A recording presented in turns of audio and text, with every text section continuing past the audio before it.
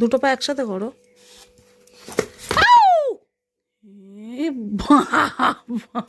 Good morning বন্ধুরা, সকাল সকাল উঠে পড়েছি আমি। আমার ছোট্ট ছেলেকে রেডি করতে হবে এখন। চলো সেই ভিডিও নিয়েই আমি এখন এসছি, তোমাদেরকে পুরোটাই আমি শেয়ার করব। তো সকাল সকাল উঠে আমার ছোট্ট সোনাইয়ের পিছনে আমাকে কতটা ছোটাছুটি করতে হয় তো তোমরা দেখতে থাকো। সোনাই কুকুলু, দেখো দেখো, আস আস। সকালবেলা কোনো দিনই আমার ছোট্ট বাবানের কিন্তু ঘুমটা ভাঙে না। অনেক ভালোবেসে আদর যত্ন করে ওকে তুলতে হয়।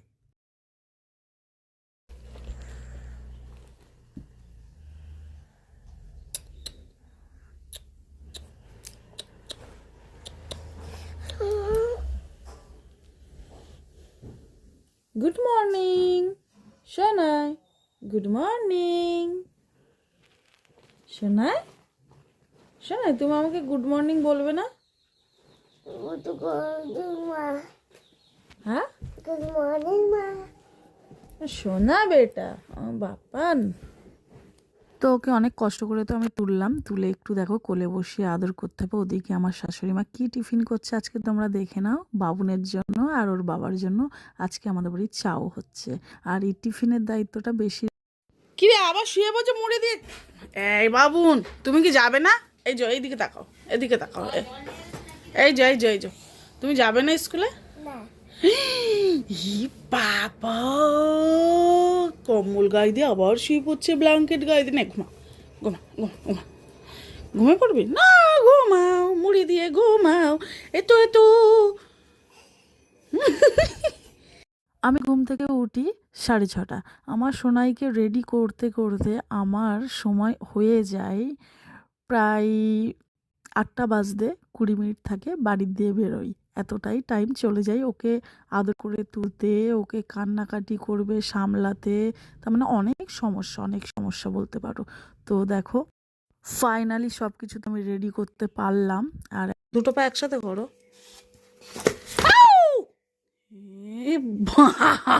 বাবুন পড়ে গেছে নিজের দোষে, অথচ দোষটা কিন্তু আমার। হ্যাঁ, আমি ওকে ফেলে দিয়েছি। ও এখন ওর বাবা আসলে এটাই বলবে যে মা সকালবেলা আমাকে রেডি করতে করতে আমাকে ফেলে দিয়েছে।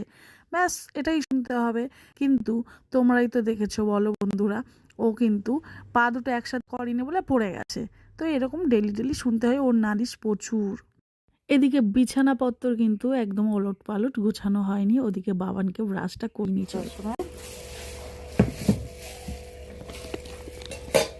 চলো চলো চলো চলো চলো চলো, নাও ধরো। এই বাইরে চলো, নাও বাইরে চলো, বলেছো বাইরে চলো। চলো চলো চলো, নাও নাও নাও, মাঝো মাঝো তাড়াতাড়ি। এদিকে তাকাও, নাও। এখানে এখানে একটুখানি বোকা বোকা। যা পালা পালা, দাদুর কাছে নিয়ে যায়, পালা। ছেলেটা আমার এতটাই ছোট্ট, এখন নিজের স্কুল ব্যাগ নিজে কিন্তু কাঁধে নিতে পারে না। তাই রোজ রোজ একটু একটু আমি কিন্তু ওকে প্র্যাকটিস করাই, জানো তো। আর ডেলি ওকে নিয়ে যখন আমি বের হই, আমি কিন্তু ব্যাগটা কাঁধে নিয়েই যাই। বাবুনের একটা অভ্যাস খুব ভালো, রোজ বের হওয়ার সময় তুলসী মঞ্চপকে প্রণাম করে বের হয়। আর এখন আমরা রাস্তায় বেরিয়ে পড়েছি, আর বেশি সময় নেই হাতে, মাত্র 15 মিনিট সময় আছে। তো চলো রাস্তায় যেতে যেতে যদি একটা রিক্সা পাই তো রিক্সার মধ্যে উঠে পড়বো। আর বাবান একদমই সকালবেলা অটোর মধ্যে বসতেই চায় না। আর ওই দেখো দূরে একটা ডগি দেখা যাচ্ছে, আর কি সুন্দর ড্রেস পরে আছে দেখো, ঠান্ডার ভীষণ ভালো লাগছে। বলতে বলতে আমি কিন্তু একটা রিক্সা পেয়ে গেলাম, আর বাবান তাড়াতাড়ি করে উঠে পড়লো। আর এখন চলে যাচ্ছি আমাদের ছোট্ট সোনাইয়ের স্কুলের কাছে। তো চলো যেতে যেতে তোমাদেরকে একটু আমাদের কলকাতার রাস্তাঘাট সব কিছুই শেয়ার করব। তো আমার এটা ডেলি রুটিন। আমার ছোট্ট সোনাইটা জবের দিয়ে স্কুলে ভর্তি হয়েছে, তো ভাবলাম তোমাদেরকেও একটু শেয়ার করি, তোমাদেরও ভালো লাগবে।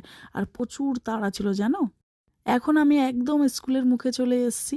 তো চলো বাবানকে স্কুলের ভিতরে ঢুকিয়ে দিই। না, আর ওকে আবার ঢোকানোর সময় বুঝিয়ে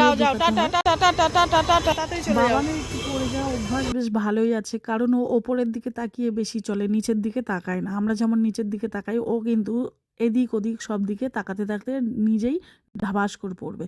তো বাবানকে স্কুলে দিয়ে বেরিয়ে পড়লাম। আজ আবার বৃহস্পতিবার, একটু ফুল নিলাম, ফুল নিয়ে বাড়ির দিকে রওনা দিলাম। আর এই ঠাকুরটাকে আমি তোমাদেরকে দেখাচ্ছি, তোমরা দেখে কি কেউ বলতে পারবে এটা কি ঠাকুর? আমি বুঝতে পারলাম না। তো বন্ধুরা, কেমন হয়েছে ভিডিওটা অবশ্যই জানিও। ভালো থেকো, সুস্থ থেকো। তো সবাইকে টাটা।